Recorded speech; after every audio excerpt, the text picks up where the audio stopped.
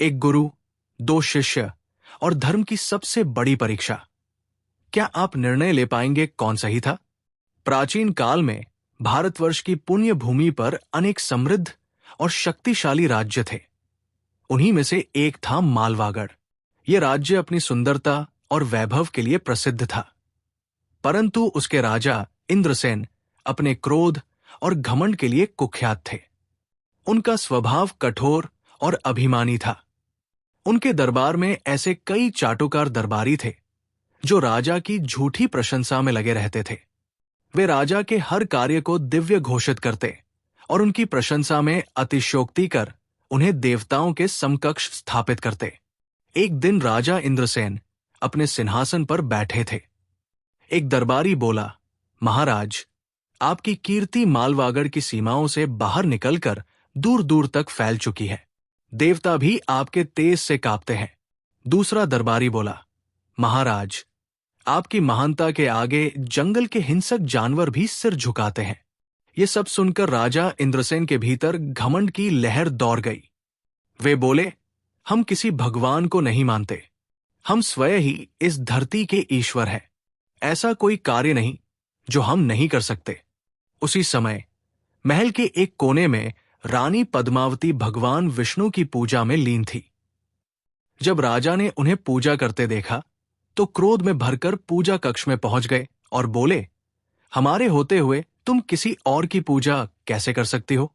यह हमारे सम्मान का अपमान है। रानी ने शांत स्वर में उत्तर दिया, महाराज, भगवान मेरे आराध्य हैं और आप मेरे पति। दोनों का स्थान मेरे जीवन में अलग है।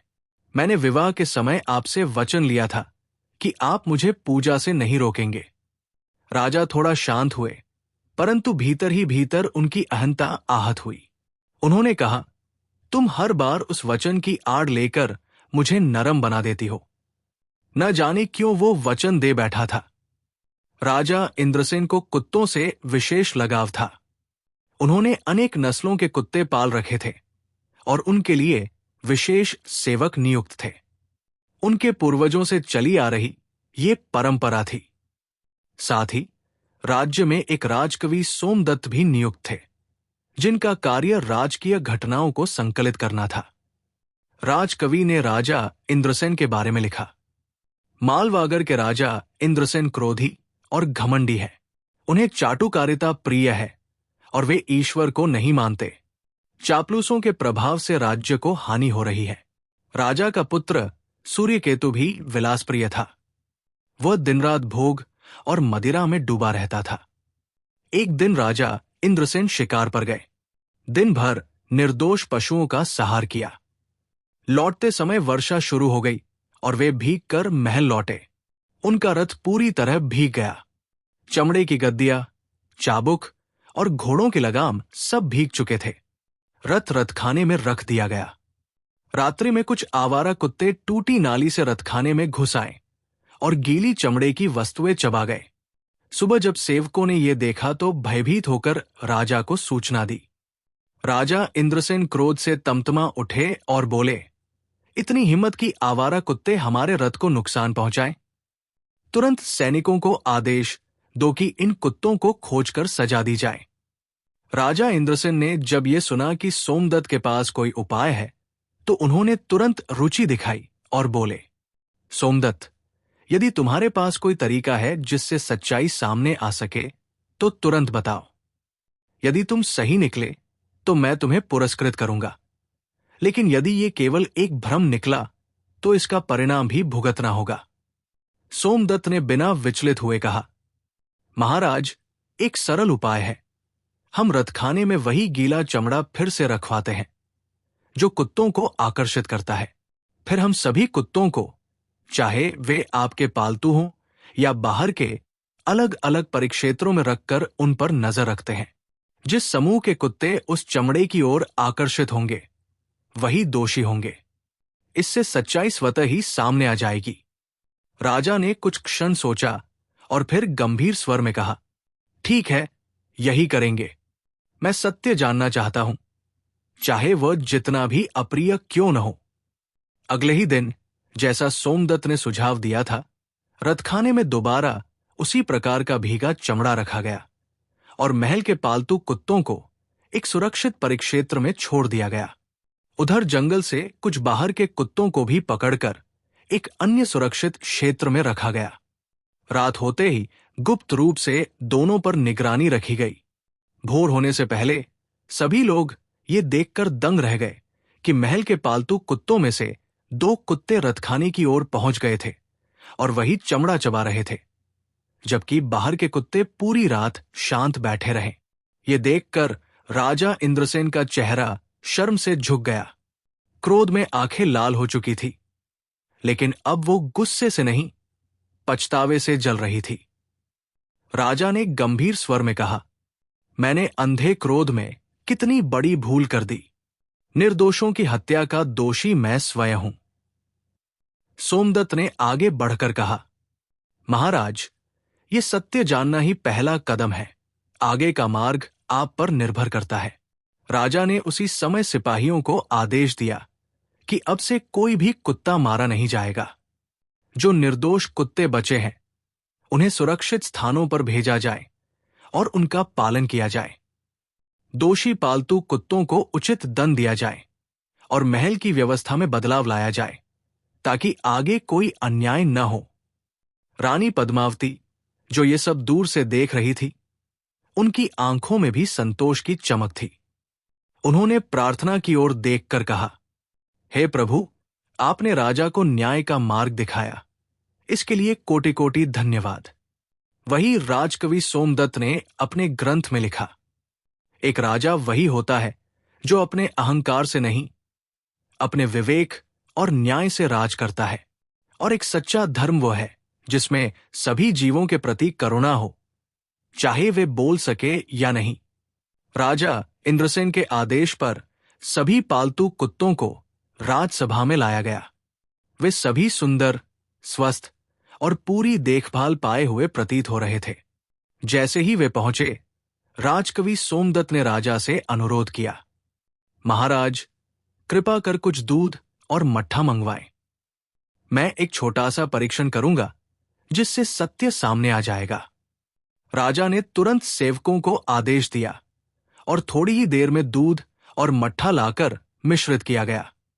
सोमदत्त ने इस मिश्रण को बड़े कटोरों में परोसा और सभी पालतू कुत्तों के सामने रखवा दिया। कुत्तों ने बिना किसी झिझक के मिश्रण को पी लिया। कुछ ही देर में वे बेचैन होने लगे और एक एक कर उल्टियां करने लगे। उनकी उल्टी में चमड़े के छोटे छोटे टुकड़े साफ दिखाई दे रहे थे। सभा में सन्नाटा छा गया। राजा समेत सभी लोग स्तब्ध थे।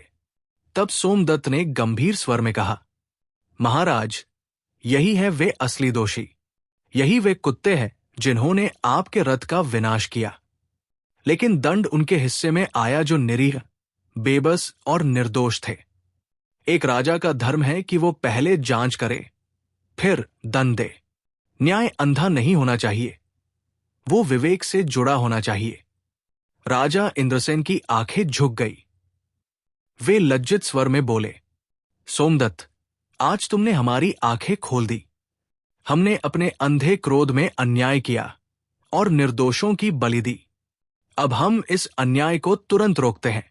राजा ने उसी क्षण आदेश दिया, कुत्तों के सहार को तुरंत बंद किया जाए और दोषी पालतू कुत्तों को उचित दंड दिया जाए।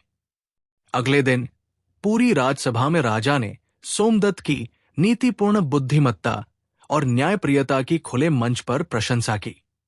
ये देखकर चापलूस दरबारी बेचैन हो उठे। वे एक दूसरे को देखते रहे और भीतर ही भीतर सुलगने लगे। एक दरबारी फुसफुसाया, अगर यही सिलसिला रहा तो महाराज एक दिन हमें पूरी तरह नजरअंदाज कर देंगे। सोमदत्त का प्रभाव बढ़ता जा रहा है, कुछ करना होगा। उन्होंने एक षड्यंत्र रचा। उन्होंने योजना बनाई कि सोमदत्त को भी रोज रात की विशेष दरबार में बुलाया जाए, जहां शराब और चापलूसी का माहौल होता है। मकसद था कि उसे धीरे धीरे अपने रंग में रंग दिया जाए। उसी रात जब राजा इंद्रसेन दरबार में चापलूसों से घिरे मदिरा का आनंद ले रहे थे, एक दरबारी खड़ा हुआ और बोला, महाराज, यदि राजकवि सोमदत्त इन रात की विशेष सभाओं में उपस्थित रहेंगे, तभी वे आपके वैभव और प्रताप का पूर्ण विवरण ग्रंथों में लिख सकेंगे। राजा ने बात को स्वीकार किया और उसी क्षण दूत को सोमदत्त को बुलाने भेजा। दूत जब सोमदत्त के निवास पर पहुंचा तो उन्होंने मन में सोचा, यह दरबार अब नीतियों का नहीं, चापलूसी का केंद्र बन गया है। लेकिन यदि राजा ने बुलाया है तो जाना मेरा कर्तव्य है। वे दरबार पहुंचे और एक ओर बैठ गए। तभी एक दरबारी फिर खड़ा हुआ और बोला, महाराज, आपके यश की चमक ने तो पूर्णिमा के चांद को भी मध्यम कर दिया है। देवलोक में भी हलचल है। देवराज इंद्र भयभीत है कि कहीं आप इंद्रलोक पर अधिकार न जमा ले। सोमदत्त ये सुनकर भीतर ही भीतर व्यथित हो उठे। ये चापलूसी नहीं, राजा के विवेक का हरण है। अगर राजा का घमंड इस स्तर तक पहुंचा तो ये केवल राज्य नहीं, बल्कि उनके स्वयं के पतन की शुरुआत होगी। उन्होंने सोचा। राजा ने गर्व से सिर उठाया और गरजते हुए कहा, क्या वास्तव में मैं इतना शक्तिशाली हूं कि त्रिलोक में मेरी बराबरी कोई नहीं कर सकता? दरबारी एक स्वर में बोले, नहीं महाराज, आप ही सर्वशक्तिमान हैं। देवता भी आपके चरणों में है। सभा तालियों और जयकारों से गूंज उठी। परंतु सोमदत्त की आंखें शांत थी। उनमें चिंता की आभा थी। राजा इंद्रसेन की आंखों में गर्व की चमक थी। तभी एक धूर्त दरबारी ने बात को मोड़ते हुए कहा, महाराज, लगता है राजकवि सोमदत्त को आपकी महानता की बातें पसंद नहीं आई। देखिए, वे चुपचाप गुमसुम बैठे हैं। राजा ने चौंक कर सोमदत्त की ओर देखा और प्रश्न किया, क्या बात है सोमदत्त? क्या तुम्हें हमारी प्रशंसा अच्छी नहीं लगी? सोमदत्त ने विनम्र स्वर में उत्तर दिया, ऐसा नहीं है महाराज। भला मुझे आपकी सराहना कैसे खराब लग सकती है? राजा ने फिर पूछा, तो फिर तुम भी कोई सुंदर कविता क्यों नहीं सुना रहे? हमारी शक्ति, हमारी महिमा का गुणगान क्यों नहीं करते? सोमदत्त ने हाथ जोड़ते हुए अत्यंत शांत स्वर में कहा, महाराज, क्षमा करें, परंतु मेरा लेखन केवल उस एक परमात्मा को समर्पित है। मैं केवल ईश्वर की स्तुति करता हूं। वही मेरे हृदय का स्वामी है और वही सच्चा राजा है। मेरे लिए उसी की महिमा सबसे महत्वपूर्ण है। राजा इंद्रसेन का चेहरा कठोर हो गया। वे क्रोध से बोले, ईश्वर, इस राज्य का स्वामी मैं हूं और इस दरबार में तुम्हारी नियुक्ति मेरी मर्जी से हुई है, न कि किसी ईश्वर की मर्जी से। अगर तुम मेरी स्तुति नहीं करोगे तो किसकी करोगे? ये तो सीधा सीधा हमारा अपमान है। सोमदत्त ने उसी शांत भाव में उत्तर दिया, महाराज, मेरा धर्म है सत्य कहना और उस सत्य से मैं पीछे नहीं हट सकता। मैं केवल उसे पूजता हूं जो अविनाशी है, जो समस्त ब्रह्मांड का संचालक है। वही मेरा स्वामी है। राजा और अधिक क्रोधित हो गए। सोमदत्त, जब तुम मेरे सामने मेरी प्रशंसा करने से इनकार कर रहे हो तो न जाने अपनी किताब में मेरे बारे में क्या क्या लिखते होगे। सोमदत्त ने हाथ जोड़ते हुए शांत स्वर में कहा, महाराज, मैं उस राजकीय ग्रंथ में केवल और केवल सत्य ही लिखता हूं। वहां कोई कल्पना नहीं, कोई झूठ नहीं, बस वही जो मैंने देखा और अनुभव किया। राजा गरज उठे, तो हमें वो पुस्तक अभी देखनी होगी। उसे दरबार में लाओ। सोमदत्त ने निवेदन किया, महाराज, वो ग्रंथ केवल आपके लिए नहीं, भावी पीढ़ियों के लिए भी लिखा जा रहा है। उसका इस प्रकार सार्वजनिक पठन उचित नहीं होगा।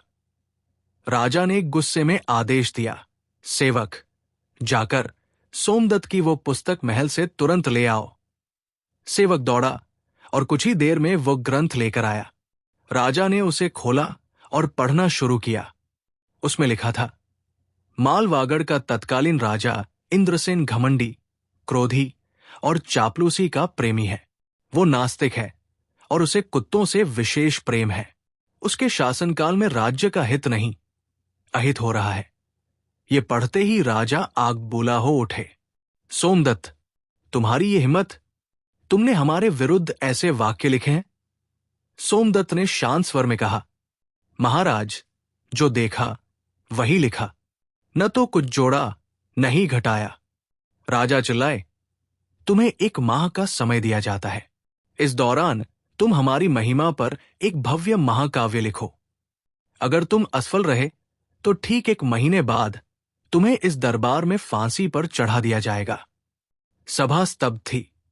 सोमदत्त चुपचाप खड़े रहे। वे जान गए थे कि इस समय कोई भी उत्तर राजा को और अधिक उत्तेजित कर देगा। वे मौन होकर सभा से लौट गए। राजा ने क्रोध में उस ऐतिहासिक ग्रंथ को फाड़कर फेंक दिया। ऐसी बेहुदा पुस्तक का यही हश्र होना चाहिए। सोमदत्त दुखी मन से लौटे। दूसरी ओर दरबार के चापलूस दरबारी प्रसन्न हो उठे। अब महाराज पूरी तरह हमारे वश में हैं। उन्होंने सोचा।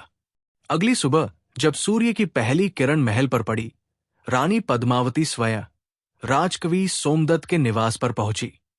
उन्होंने चिंतित स्वर में कहा, कविराज, मुझे ज्ञात हुआ है कि महाराज ने आपको कल रात अपमानित किया और एक भयानक दंड भी सुनाया है। क्या यह सत्य है? सोमदत्त ने नम्रता से कहा, रानी साहिबा, मुझे अपमान की नहीं, इस बात की चिंता है कि महाराज सत्य और धर्म से भटक चुके हैं और अंधकार की ओर जा रहे हैं। रानी ने गंभीर स्वर में पूछा, आखिर कल रात हुआ क्या था? तब सोमदत्त ने उन्हें विस्तार से सारी बातें बताईं। रानी सुनकर स्तब्ध रह गई और बोली, हे ईश्वर, महाराज ने आपको मृत्युदंड सुनाया है? सोमदत्त ने गहरी सांस ली और रानी की आंखों में देखकर शांत स्वर में कहा, हां महारानी जी, यदि मैं 1 माह के भीतर राजा की प्रशंसा में कविता नहीं लिख सका तो मेरा अंत निश्चित है। रानी का चेहरा व्याकुल हो उठा। तो क्या आप महाराज की स्तुति करेंगे? उन्होंने कांपते स्वर में पूछा। सोमदत्त ने शांत लेकिन दृढ़ स्वर में उत्तर दिया, नहीं महारानी जी, मैं अपनी आत्मा की हत्या कर ऐसा झूठा काव्य नहीं रच सकता। मेरा धर्म है सत्य की रक्षा। एक कवि का सबसे बड़ा दायित्व है समाज को उसका वास्तविक चेहरा दिखाना, चाहे इसके लिए उसे मृत्यु का ही वर्ण क्यों न करना पड़े। यह सुनकर रानी की आंखें भर आई। उन्होंने अपनी भीगी पलकों को पोंछते हुए कहा, जब आपने उस दिन साहसपूर्वक महाराज के पालतू कुत्तों का सच उजागर किया था, तभी मेरे मन में आशा जगी थी कि शायद आप ही हैं जो महाराज को सत्य का मार्ग दिखा सकते हैं। लेकिन अब सब कुछ बिखरता नजर आ रहा है। मुझे आपकी चिंता है सोमदत्त, बहुत अधिक चिंता। सोमदत्त ने हल्की मुस्कान के साथ जवाब दिया, आप व्यथित मत हो महारानी, जो नियति ने लिखा है वो होकर रहेगा। यदि प्रभु चाहते हैं कि मेरा अंत फांसी के फंदे पर हो तो मैं उसे भी सहर्ष स्वीकार करूंगा। रानी का हृदय कांप उठा। भारी मन और बोझिल कदमों के साथ वे अपने कक्ष में लौटीं। उनकी आंखें लगातार किसी समाधान की तलाश में छत को ताकती रहीं। और तभी एक स्मृति बिजली सी कौंधी। उन्हें याद आया, विवाह के समय जब वे अपने पिता के घर से विदा हो रही थी, तब कुलगुरु श्री चिन्मयानंद जी ने प्रेम पूर्वक कहा था, बेटी पद्मा, यदि जीवन में कभी कोई ऐसा संकट आ जाए जिसमें राह न सूझे तो निय संकोच मेरे पास आना। वो स्मृति उनके भीतर आशा की किरण बनकर जागी। रानी के चेहरे पर हल्की मुस्कान लौटी। अब इस समय मुझे उन्हीं पूज्य चिन्मयानंद जी की सहायता लेनी होगी। वो अवश्य कोई उपाय बताएंगे। लेकिन फिर एक चिंता ने उन्हें घेर लिया। यदि मैं स्वयं गई तो महाराज संदेह करेंगे। क्या किया जाए? उसी क्षण गलियारे में युवराज सूर्यकेतु लड़खड़ाते हुए लौटते दिखाई दिए, नशे में धुत, चंद्रप्रभा के यहां रात बिताकर। रानी का दिल बैठ गया। हे ईश्वर, राजा जैसा पति और अब ऐसा पुत्र, कौन से जन्म का पाप है ये? लेकिन उसी क्षण एक और विचार कौंधा, क्यों न मैं सूर्यकेतु को ही चिन्मयानंद जी के पास भेज दूं? हो सकता है उनके सान्निध्य में कुछ दिन रहकर मेरा ये भटका पुत्र भी सुधर जाए। उस रात रानी ने अपने कक्ष में बैठकर एक भावपूर्ण पत्र लिखा, अपने कुलगुरु को संक्षेप में सब बताते हुए। फिर उन्होंने अपनी एक विश्वसनीय दासी को बुलाया और कहा, संध्या के समय जाकर देखो युवराज होश में है या नहीं। यदि जाग गए हों तो कहना कि महारानी ने तुरंत बुलाया है। दासी जब युवराज के कक्ष में पहुंची तो उसने देखा कि सूर्यकेतु फिर से नर्तकी चंद्रप्रभा के पास जाने की तैयारी कर रहा था। युवराज, महारानी ने आपको तुरंत बुलाया है, दासी ने निवेदन किया। थोड़ी हिचकिचाहट के बाद सूर्यकेतु मां के पास पहुंचा। मां, आपने बुलाया? कोई खास बात? रानी ने गहरी नजरों से बेटे को देखा और दृढ़ स्वर में कहा, आज तुम चंद्रप्रभा के पास नहीं जाओगे। पर क्यों मां? क्योंकि कल सुबह तुम एक विशेष कार्य के लिए जा रहे हो। कहा? सूर्यकेतु ने झुंझलाकर पूछा। निधिवन, कुलगुरु चिन्मयानंद जी के आश्रम। फिर रानी ने नम्र लेकिन सख्त स्वर में कहा, बेटा, मैंने आज तक तुमसे कोई मांग नहीं की, आज मांग रही हूं। क्या एक बार, सिर्फ एक बार मेरी बात नहीं मान सकते? युवराज कुछ पल तक मां की आंखों में देखता रहा और फिर धीमे स्वर में बोला, ठीक है मां, मैं कल सुबह चला जाऊंगा। सूर्यकेतु ने हाथ जोड़कर कहा, मां, जैसी आपकी आज्ञा। आज मैं चंद्रप्रभा के पास नहीं जाऊंगा। रानी ने अपने पत्र की ओर इशारा करते हुए कहा, यह पत्र कुलगुरु श्री चिन्मयानंद जी के लिए है। कल प्रातःकाल तुम इसे लेकर निधिवन जाओगे। अगले दिन भोर होते ही सूर्यकेतु रथ पर सवार हुआ और शांत, हरियाली से भरे निधिवन की ओर प्रस्थान कर गया। संध्या तक वो साधना में लीन आश्रम पहुंचा। वहां पहुंचते ही उसने आदर से झुककर प्रणाम किया। प्रणाम ऋषिवर। कुलगुरु ने धीरे से आंखें खोली और गंभीर स्वर में पूछा, कौन हो वत्स? मैंने तुम्हें पहले नहीं देखा।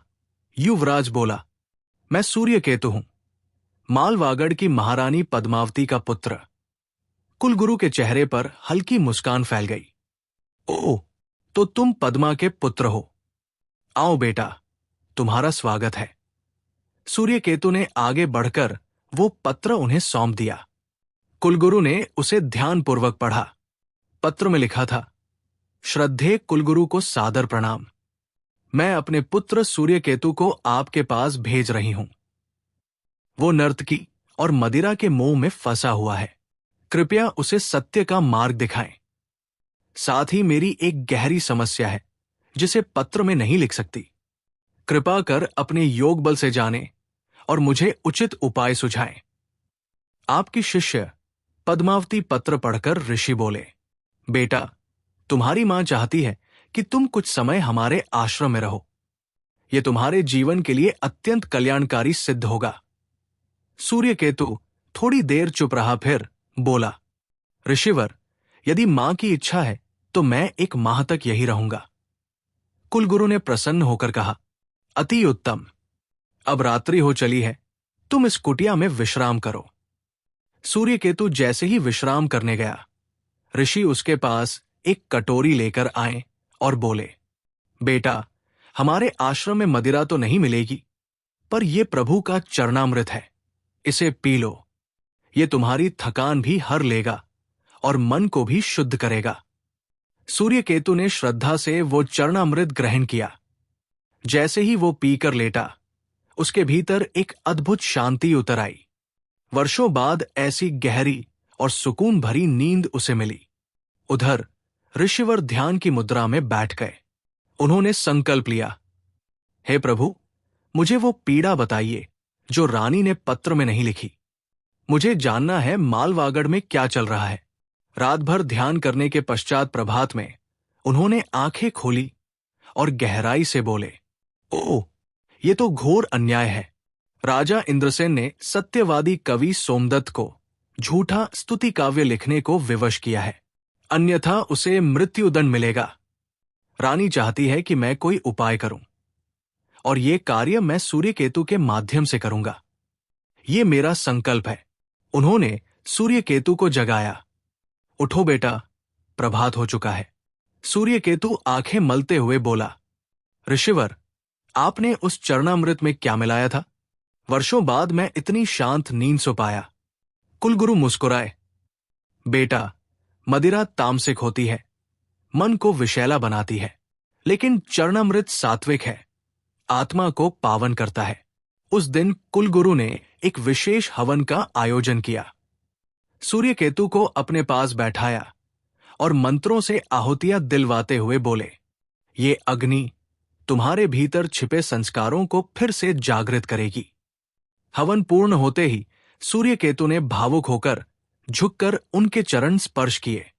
ऋषिवर, मेरे मन में ये भाव कभी नहीं आया, पर आपके चरणों में आकर आत्मा को एक अजीब सी शांति मिल रही है। कुलगुरु बोले, वत्स, यही भावना है, संस्कार। अब ये बीज अंकुरित हो चुका है। उस दिन से सूर्यकेतु का जीवन बदलने लगा। वे हर दिन ऋषि के साथ हवन करते, योग करते, ध्यान करते और भक्ति के गीतों में मन लगाते। कुलगुरु प्रतिदिन उसे विशेष रूप से अभिमंत्रित चरणामृत पिलाते और आध्यात्मिक ग्रंथों से जीवन का ज्ञान सिखाते। एक महीना बीतते बीतते सूर्यकेतु पूर्णतः बदल चुका था। उसके चेहरे पर अब अहंकार नहीं, विनम्रता की आभा थी। आंखों में वासना नहीं, भक्ति का तेज था। एक दिन सूर्यकेतु भाव विह्वल हो उठा। उसने कुलगुरु के चरणों में झुकते हुए कहा, ऋषिवर, आपने मेरी सोई हुई बुद्धि को जागृत किया है। आपने मुझे जीवन का सच्चा अर्थ समझाया। मैं अब तक अपने जीवन को व्यर्थ करता रहा। ये सोचकर मुझे बहुत ग्लानि होती है। कृपा करके बताइए, मैं इस पश्चाताप से कैसे मुक्त हो सकता हूं? कुलगुरु गंभीर स्वर में बोले, वत्स, पश्चाताप से मुक्ति का केवल एक मार्ग है। तुम्हें अपने पिता को धर्म और सत्य के मार्ग पर लाना होगा। वे आज भ्रमित हैं और उनके इसी भ्रम में उन्होंने एक निर्दोष और ज्ञानी पुरुष कवि सोमदत्त को मृत्युदंड सुनाया है। इस अन्याय को रोकना अब तुम्हारा कर्तव्य है। सूर्यकेतु ने सिर झुकाकर कहा, ऋषिवर, मैंने भी नर्तकी चंद्रप्रभा के मुख से ये बात सुनी थी, लेकिन तब मैं अंधकार में था। अब मैं इस अधर्म के खिलाफ खड़ा होना चाहता हूं। कुलगुरु ने आशीर्वाद देते हुए कहा, बेटा, यदि तुम अपने पिता के हृदय में ईश्वर का प्रकाश ला सके तो तुम्हारा वंश भी धन्य हो जाएगा। जाओ, तुम्हें ईश्वर की कृपा और मेरा आशीर्वाद प्राप्त है। सूर्यकेतु आश्रम से लौट पड़ा, पर अब वो वही व्यक्ति नहीं था। महल पहुंचते ही वो सीधा अपनी माता के पास गया और उनके चरणों में सिर रख दिया। रानी पद्मावती चकित होकर बोली, बेटा, तुम कब से चरण स्पर्श करने लगे? सूर्यकेतु मुस्कराया, मां, आपने मुझे जहां भेजा वहीं से मैं अपने जीवन का सबसे मूल्यवान उपहार लेकर लौटा हूं, संस्कार और सत्य। रानी की आंखें भर आई। वत्स, तुम्हें देखकर ऐसा लग रहा है जैसे मेरा पुत्र पुनः जन्म लेकर लौटा हो, परंतु राज्य की चिंता अभी भी मेरे मन में है। सूर्यकेतु दृढ़ स्वर में बोला, मां, अब चिंता मत कीजिए, मैंने इसका उपाय सोच लिया है। अगले ही क्षण सूर्यकेतु कवि सोमदत्त के पास गया। कविवर, मैं जानता हूं आप मुझे देखकर चकित होंगे, पर विश्वास कीजिए, मैं अब पहले जैसा सूर्यकेतु नहीं रहा। सोमदत्त ने शांत मुस्कान के साथ कहा, युवराज, आपके शब्दों में जो परिवर्तन झलक रहा है वो ही मेरे लिए सबसे बड़ी प्रसन्नता है। कहिए, कैसे पधारे? सूर्यकेतु बोला, मैं आपको बचाने आया हूं, पर इसके लिए आपको मेरे साथ थोड़ा अभिनय करना होगा। फिर उसने अपना पूरा योजना उन्हें समझाई। सोमदत्त ने सहमति में सिर हिलाया। युवराज, ये उपाय तो बड़ा ही बुद्धिमत्तापूर्ण और दिव्य है। ईश्वर आपको सद्बुद्धि दे। मैं पूरी तरह आपके साथ हूं। अगले दिन योजना के अनुसार एक सेवक दौड़ता हुआ दरबार पहुंचा और घबराकर बोला, महाराज, अनर्थ हो गया। उद्यान में टहलते समय युवराज को एक विषैले नाग ने डस लिया। वे तुरंत मूर्छित होकर गिर पड़े और उनके प्राण। ये सुनते ही राजा इंद्रसेन का हृदय टूट गया। हे प्रभु, ये क्या हो गया? अब मैं किसके सहारे जीऊंगा? राजा फूट फूट कर रोने लगे। उनका अहंकार चूर चूर हो गया। उसी समय सोमदत्त धीरे से आगे बढ़े और बोले, महाराज, देखा आपने ईश्वर का न्याय? मैंने पहले ही कहा था, ईश्वर से बड़ा कोई नहीं। राजा सुबकते हुए बोले, तुम ठीक कहते थे सोमदत्त। अब मुझे भी ये अनुभव हो गया है। हम मनुष्य कुछ नहीं, केवल एक माध्यम है। सोमदत्त बोले, जब तक हम अहंकार में डूबे रहते हैं तब तक ईश्वर मौन रहता है, पर जब वो असंतुष्ट होता है तो झकझोर कर हमें सच दिखाता है। राजा बोले, अब मैं हर उस बात पर विश्वास करता हूं जिसे मैं कभी नकारता था। मुझे बताओ, क्या मैं अपने पुत्र को वापस पा सकता हूं? सोमदत्त ने गंभीर स्वर में कहा, यदि आप सचमुच ईश्वर को स्वीकार कर लें, पूरे मन, वचन और कर्म से, और प्रतिदिन पूजा करें, मंदिरों का निर्माण करवाएं और धर्म के मार्ग पर चलें, तो वो चमत्कार संभव है। राजा ने उसी क्षण शपथ ली, मैं ये वचन देता हूं कि आज से मैं प्रभु की भक्ति में लीन रहूंगा। अब से मेरा जीवन भी और मेरा राज्य भी प्रभु को समर्पित है। और तभी चादर ओढ़े लेटे सूर्यकेतु ने धीरे से आंखें खोल दी और धीमे स्वर में कहा, पिताजी। राजा स्तब्ध रह गए। प्रभु, ये तो चमत्कार है, मेरा पुत्र जीवित है। उन्होंने दौड़कर सूर्यकेतु को गले से लगा लिया। उनकी आंखों से आंसू थम नहीं रहे थे। प्रभु ने मुझे क्षमा कर दिया, मेरे पुत्र को लौटा दिया। अगले ही दिन राजा ने नगर में मंदिर निर्माण का कार्य आरंभ करवाया। कुछ दिन बाद सोमदत्त राजसभा में उपस्थित हुए और बोले, महाराज, आज उस काव्य की अंतिम तिथि है जिसे लिखने का आपने मुझे आदेश दिया था, पर मैं आपकी स्तुति नहीं लिख सका। आप जो दंड देना चाहें, मैं सहर्ष स्वीकार करूंगा। राजा ने सिंहासन से उतरकर सोमदत्त को गले लगा लिया और बोले, नहीं सोमदत्त, अब मैं तुम्हारी नहीं बल्कि उस परमेश्वर की स्तुति चाहता हूं। कृपया उसी प्रभु की महिमा पर एक दिव्य महाकाव्य रचो जो आने वाली पीढ़ियों को सत्य और धर्म का मार्ग दिखा सके। सोमदत्त भाव विह्वल होकर बोले, महाराज, आपकी ये बात मेरी आत्मा को संतोष देती है, पर मेरी एक विनती है, कृपया अब उन चापलूस दरबारियों से सदा के लिए दूरी बना लें। राजा बोले, मैं वचन देता हूं, अब मैं केवल धर्म और सच्चाई के मार्ग पर चलूंगा। इसके बाद राजा इंद्रसेन एक सत्यनिष्ठ, धार्मिक और न्यायप्रिय शासक बन गए। उन्होंने धर्म के आधार पर राज्य का संचालन किया और सोमदत्त ने प्रभु की महिमा में एक अमर महाकाव्य की रचना की, जिसे आने वाली पीढ़ियां श्रद्धा से पढ़ती रही। जब महल में मंदिर का निर्माण पूर्ण हुआ तो राजा इंद्रसेन, रानी पद्मावती और युवराज सूर्यकेतु ने मिलकर देवी मां की भव्य आरती की। उस दिन के बाद मानो मालवागढ़ की हवाओं में भी धर्म और भक्ति की गूंज समा गई हो। राजा अब पहले जैसे नहीं रहे। वे न्यायप्रिय, तपस्वी और प्रभु को समर्पित शासक बन चुके थे। प्रजा सुखी थी, राज्य समृद्ध था और संपूर्ण जीवन जैसे प्रभु की कृपा से आलोकित हो उठा था।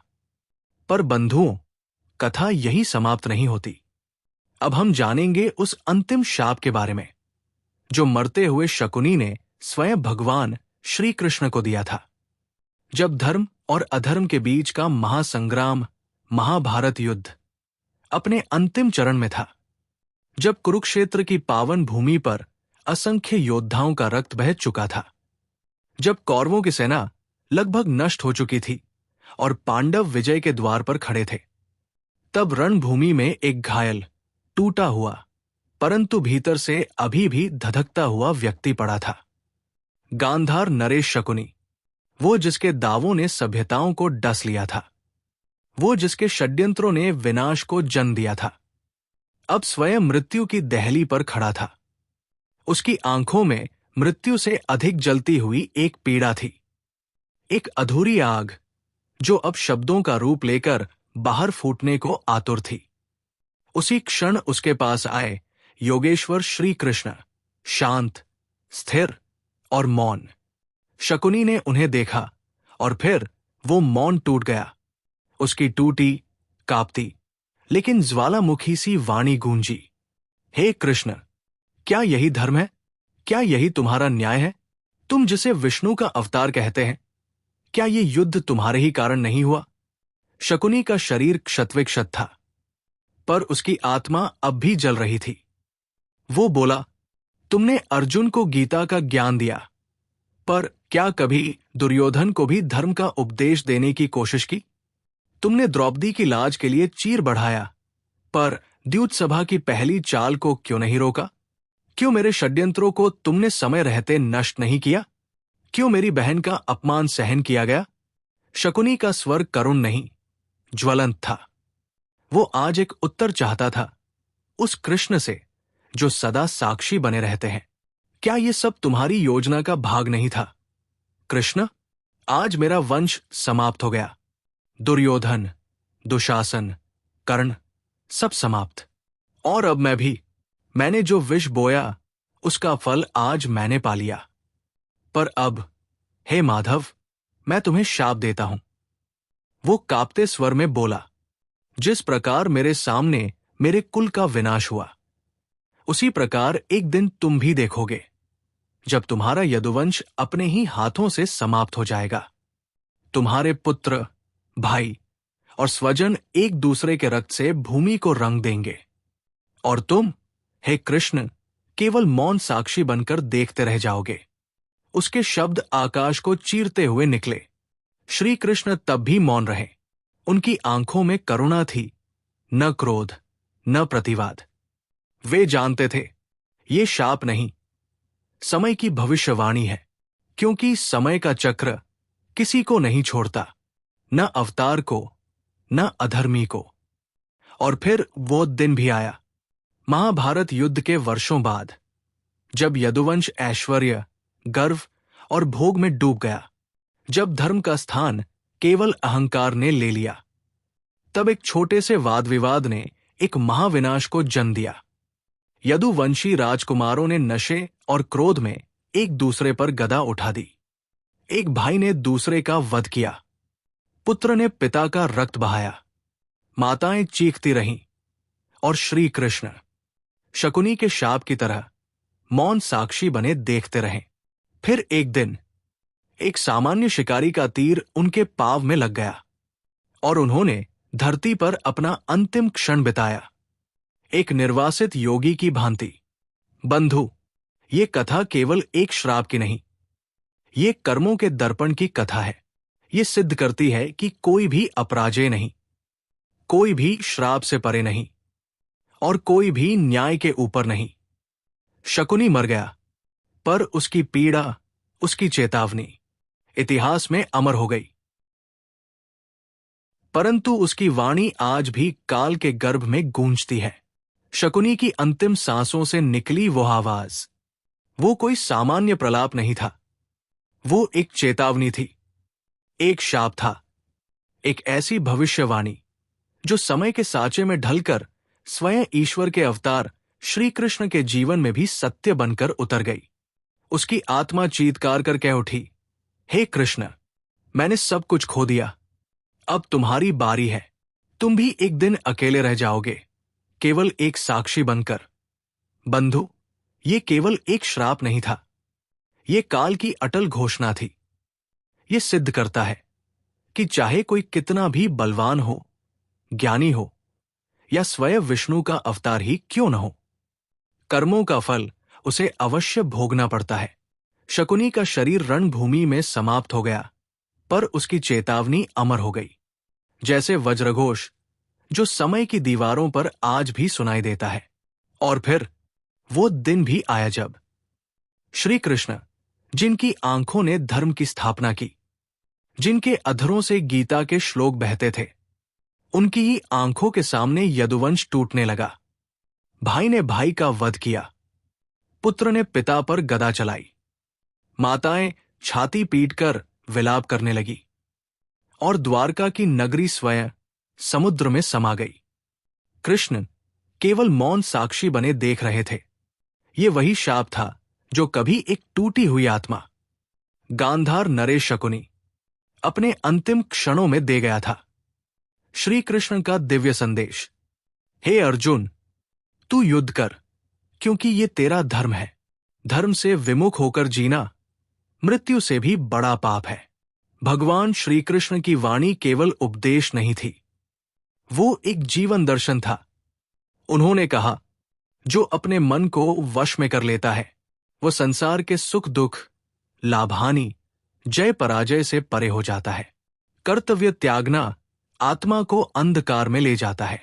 कर्तव्य पालन ही आत्मशुद्धि का मार्ग है। मुझे प्रेम पूर्वक अर्पित एक फूल, एक पत्ता, एक जल की बूंद, मैं उसे श्रद्धा सहित स्वीकार करता हूं। क्रोध, लोभ और मोह ये 3 नरक के द्वार है। जो इन्हें त्याग देता है वही शांति की ओर बढ़ता है। और अंत में श्री कृष्ण की 3 महान शिक्षाएं, जो कलयुग में हर मनुष्य के लिए अमोघ अस्त्र है। अहंकार विनाश का मूल है। जो स्वयं को ईश्वर समझता है, ईश्वर उसी के भीतर छिपे विनाश को जागृत कर देता है। कर्म ही तुम्हारा धर्म है। फल की चिंता किए बिना कर्म करना ही सच्चा योग है। निष्काम सेवा यही सच्ची भक्ति है। जो मुझे प्रेम से स्मरण करता है वो काल से भी मुक्त हो जाता है, क्योंकि मैं काल हूं जो सब कुछ निगल जाता है। पर जो मेरे शरण में आता है उसे मैं अपने आप में समाहित कर लेता हूं। अंततः यही सत्य है। आत्मा अजर है, अमर है, अविनाशी है। वो ना अग्नि से जलती है, ना वायु से सूखती है, ना जल से भीगती है, ना तलवार से कटती है। जो इन गूढ़ सत्यों को जान लेता है वो जन्म मरण के चक्र से ऊपर उठ जाता है। बंधु, ये कथा केवल युद्ध की नहीं, श्राप की नहीं, ये आत्मबोध, कर्तव्य और विनम्रता की एक गूढ़ यात्रा है। ध्यान रखो, धर्म की रक्षा स्वयं की रक्षा है, और जो धर्म से विमुख होता है वो सदा खो जाता है। बंधु, जब महाभारत का युद्ध छिड़ने ही वाला था और रणभूमि के बीचों बीच अर्जुन ने अपने हाथ से गांडीव नीचे रख दिया, तब भगवान श्री कृष्ण ने केवल युद्ध का नहीं बल्कि अहम को त्यागने का पाठ भी पढ़ाया था। कर्मण्येवाधिकारस्ते मा फलेषु कदाचन। हे अर्जुन, तेरा अधिकार केवल कर्म पर है, फल पर नहीं। ये उपदेश केवल अर्जुन के लिए नहीं था, ये हर उस मनुष्य के लिए था जो अपने कर्म के घमंड में डूबकर ये सोच बैठता है, मेरे बिना कुछ नहीं चलेगा, मैं ही सब कुछ हूं। और बंधु, यही अहंकार की जड़ें धीरे धीरे राजा इंद्रसेन के भीतर भी पनप रही थी। हर सुबह उसके कानों में चापलूस दरबारी ये गाते, महाराज, देवता भी आपके सामने झुकते हैं। और वो ये सुनकर ईश्वर को भूल स्वयं को ही ईश्वर समझने लगा। उसने कहा, मैं किसी भगवान को नहीं मानता, मैं ही स्वयं भगवान हूं। बंधु, यही वो वाक्य है जहां से किसी भी व्यक्ति के पतन की गिनती शुरू हो जाती है। यही वो द्वार है जो आत्मा को अंधकार की ओर धकेल देता है। यही अहंकार दुर्योधन में भी था, जिसने श्री कृष्ण को केवल एक साधारण ग्वाला समझा, उनके विराट स्वरूप को नकारा, धर्म को ललकारा, और अंततः उसी अहंकार ने कुरुवंश का सर्वनाश कर दिया। इंद्रसेन ने भी वही गलती की जब उसने धर्मनिष्ठ कवि सोमदत्त को केवल इसीलिए फांसी की सजा दे दी क्योंकि वो झूठी प्रशंसा नहीं करता था। ये दृश्य, बंधु, केवल एक राजा की कहानी नहीं, ये एक दर्पण है जिसमें हम सब कभी ना कभी अपना प्रतिबिंब देख सकते हैं। जब हम धन, पद या प्रतिष्ठा के गर्व में कहने लगते हैं, मेरे ज्ञान से, मेरी मेहनत से, मेरी इच्छा से सब हो रहा है, तब हम भूल जाते हैं कि ये सब केवल ईश्वर की कृपा से संभव है। और फिर आता है वो दिन जब ईश्वर मौन रहकर हमें एक ऐसी परीक्षा में डालते हैं जहां हमारा हर सहारा छिन जाता है। राजा इंद्रसेन भी तब टूटा जब उसे ये सुनने को मिला कि उसका पुत्र सूर्यकेतु अब इस संसार में नहीं रहा। वो पुकार उठा, हे प्रभु, मेरे प्राण ले लेते पर मेरा पुत्र मुझे लौटा देते। यहीं पर सोमदत्त ने धीरे से कहा, महाराज, अब आपने ईश्वर को पहचाना।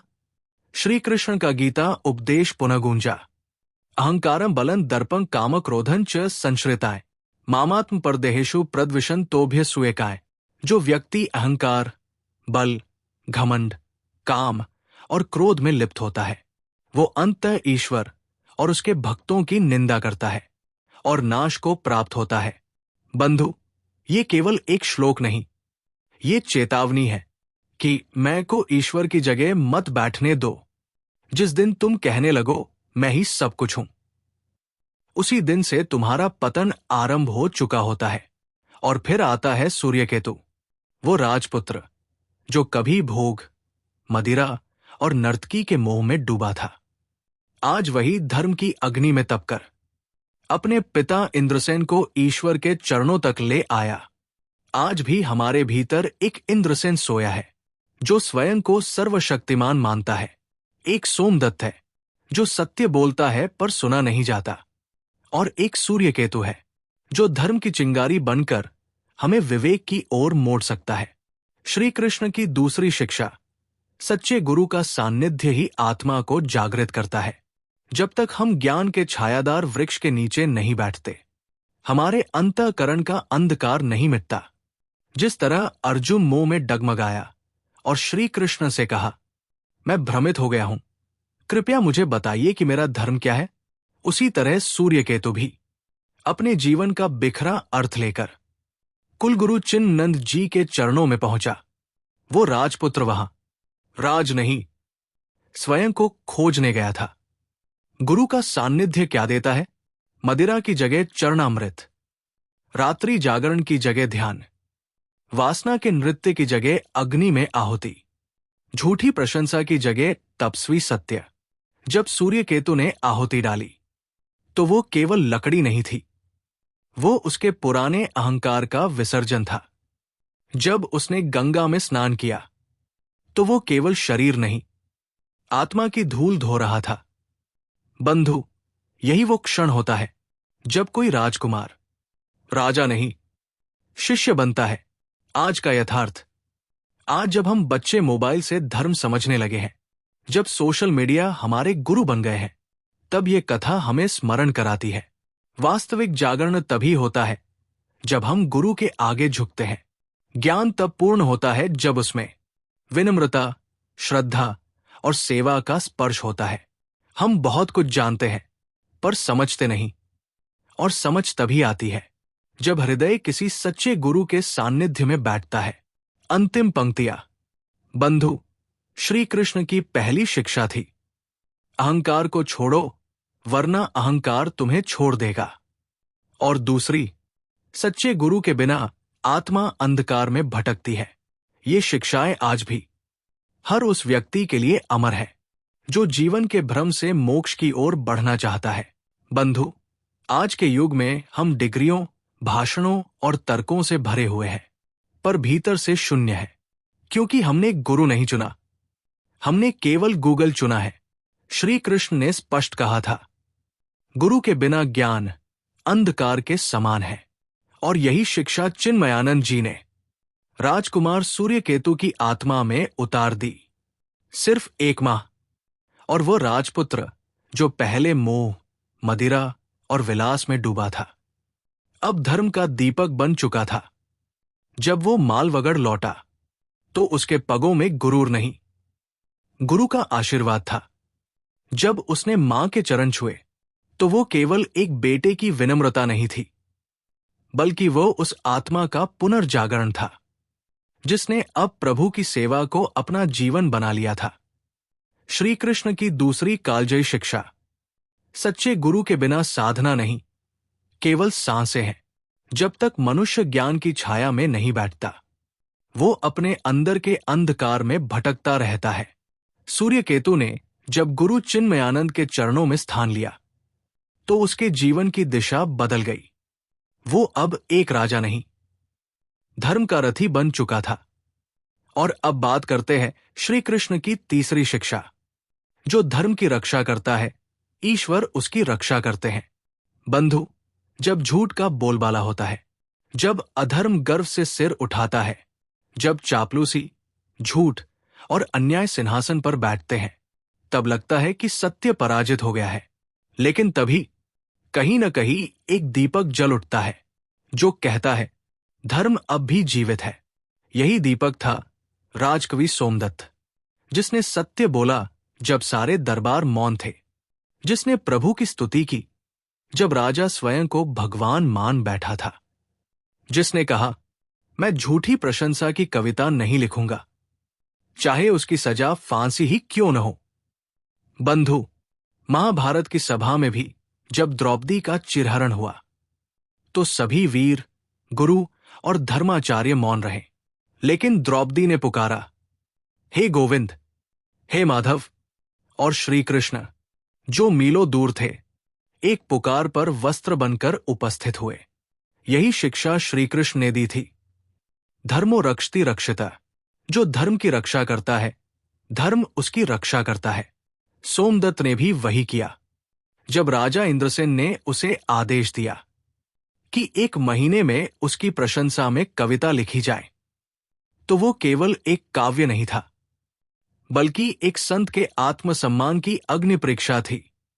वो झुका नहीं, उसने फांसी को स्वीकार किया, लेकिन झूठ नहीं लिखा। और यही आता है कथा में मोड़। सूर्य केतु, जो पहले अधर्म में डूबा था, अब धर्म का दीप बन चुका था। अब वो केवल एक पुत्र नहीं था, ईश्वर का एक माध्यम था।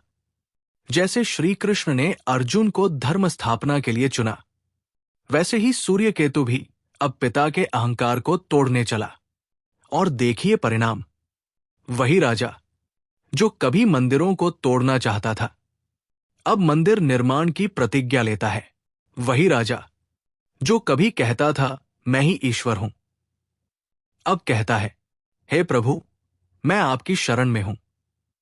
जब उसे लगता है उसका पुत्र मर चुका है, वो पुकारता है, हे ईश्वर, मेरा पुत्र लौटा दो। और वहीं सोमदत्त कहता है, यदि आप धर्म की शपथ लें, यदि आप प्रभु की स्तुति करें, तो चमत्कार संभव है।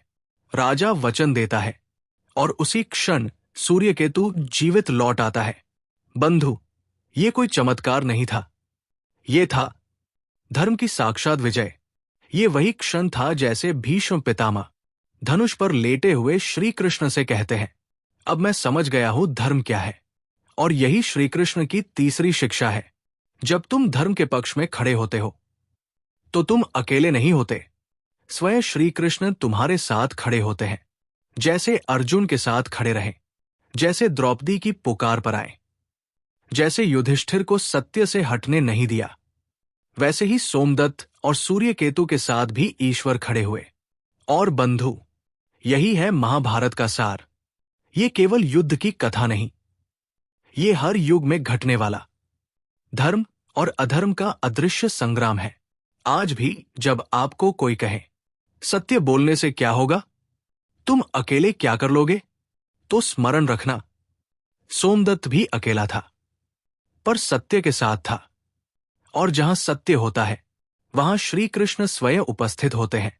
एक प्रश्न जो समय से भी बड़ा है, क्या एक वचन इतना भारी हो सकता है कि वो किसी का भविष्य छीन ले? क्या धर्म का अर्थ केवल वचन पालन है, या उसके पार भी कोई गहराई है? बंधु, महाभारत केवल देवताओं और खलनायकों की कथा नहीं है, ये उन महान गुरुओं और उनके शिष्यों की भी कहानी है, जिनकी निष्ठा, निर्णय और द्वंद्व ने धर्म की परिभाषा तक को हिला दिया। आज हम बात करेंगे गुरु द्रोणाचार्य की और उनके उस अदृश्य शिष्य की, जिसने गुरु को खुद धर्म के कटघरे में खड़ा कर दिया। एक जंगल, एक मूरत और एक निष्ठावान बालक। हस्तिनापुर के राजमहलों से दूर घने जंगलों में एक युवक मिट्टी की एक मूर्ति के सामने निरंतर बाण साध रहा था। उसके चेहरे पर श्रम की रेखाएं थी, पर आंखों में आस्था का प्रकाश। वो युवक था एकलव्य, निषादराज हिरण्यधनु का पुत्र। उसके हृदय में बस एक ही तमन्ना थी, धनुर्विद्या सीखना। गुरु द्रोणाचार्य से वो गया, उनके चरणों में गिरा, विनम्रता से बोला, हे गुरुदेव, मुझे अपना शिष्य बना लीजिए। लेकिन द्रोणाचार्य ने कहा, मैं केवल राजकुमारों को शिक्षा देता हूं। न कोई क्रोध, न कोई प्रतिकार। एकलव्य बस झुक गया। गुरु नहीं मिला, पर श्रद्धा नहीं टूटी।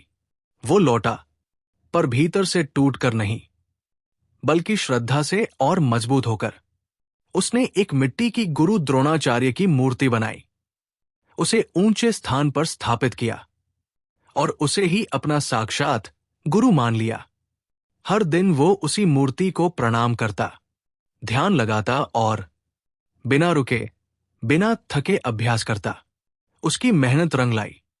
उसके हाथों में वो कला आ गई जिसे देखकर अर्जुन भी चकित हो गया। एक कुत्ता, एक प्रयोग और एक रहस्य का खुलासा। एक दिन जब गुरु द्रोणाचार्य पांडवों के साथ वन में शिकार पर थे, तो उनका कुत्ता भटक गया और पहुंच गया एकलव्य के अभ्यास स्थल पर। कुत्ता भौंकने लगा। एकलव्य ने बाण चलाए, इतनी कुशलता से कि कुत्ते का मुंह बंद हो गया, लेकिन उसे खरोंच तक नहीं आई। कुत्ता दौड़कर वापस आया और उसकी हालत देखकर अर्जुन स्तब्ध रह गया। उसने तुरंत गुरु से कहा, गुरुदेव, आपने तो वचन दिया था कि मैं इस संसार का सर्वश्रेष्ठ धनुर्धर बनूंगा, परंतु कोई मुझसे भी आगे निकल चुका है। वचन या न्याय? गुरु द्रोणाचार्य ने एकलव्य को देखा, एक बालक जिसने न उन्हें देखा, न उनसे शिक्षा ली, फिर भी उन्हीं की मूर्ति के आगे वो अद्भुत कला सीख गया। अब द्रोणाचार्य के सामने धर्म संकट खड़ा था। एक ओर था अर्जुन को दिया गया वचन, दूसरी ओर थी एकलव्य की निष्ठा, प्रतिभा और भक्ति। उन्होंने निर्णय लिया और कहा, यदि मैं तुम्हारा गुरु हूं तो मुझे गुरु दक्षिणा दो, अभूतपूर्व गुरु दक्षिणा। एकलव्य की आंखें भर आई। उसने झुककर कहा, गुरुदेव, जो आज्ञा दीजिए। मेरे पास जो कुछ है वो सब आपका है। गुरु द्रोण ने कहा, मुझे तुम्हारे दाहिने हाथ का अंगूठा चाहिए। पांडव स्तब्ध रह गए। अर्जुन तक शर्म से सिर झुका बैठा। पर एकलव्य, उसके चेहरे पर न तो पीड़ा थी न विरोध। उसने चुपचाप अपनी कटार निकाली और अपने अंगूठे को काटकर अपने गुरु के चरणों में अर्पित कर दिया। धरती लाल हो गई, पर वो बालक मुस्कुरा रहा था। धर्म का द्वंद्व। द्रोणाचार्य ने अर्जुन के लिए मार्ग साफ कर दिया, पर इतिहास में एक ऐसा अध्याय जोड़ दिया जो आज भी धर्म और अधर्म के बीच की रेखा को धुंधला कर देता है। कहा जाता है, यही कर्म एक दिन द्रोणाचार्य को भी कुरुक्षेत्र में छल से मरने की राह पर ले गया। बंधु, अब आपसे एक प्रश्न। क्या एक गुरु का वचन इतना बड़ा हो सकता है कि वह किसी प्रतिभा को कुचल दे? क्या एकलव्य की भक्ति महान थी, या वो अन्याय था जिसे चुपचाप स्वीकार करना अधर्म कहलाना चाहिए था? महाभारत यही कहती है, यहां कोई पूरी तरह सही नहीं, कोई पूरी तरह गलत नहीं। हर पात्र धर्म और कर्तव्य की उलझनों में फंसा है। श्री कृष्ण का संदेश आज भी यही है। धर्म वही है जिसमें न्याय हो, करुणा हो और समता हो। बंधु, यदि ये कथा आपके हृदय को छू गई हो तो इस वीडियो को लाइक करें, शेयर करें और कमेंट में जरूर लिखिए, जय श्री राधे कृष्णा। ऐसे ही और गूढ़ प्रेरणादायक कथाओं के लिए हमारे YouTube चैनल को सब्सक्राइब करें और घंटी दबाना न भूलें। ईश्वर आपको सदैव धर्म के मार्ग पर चलने की शक्ति दें। जय श्री कृष्णा।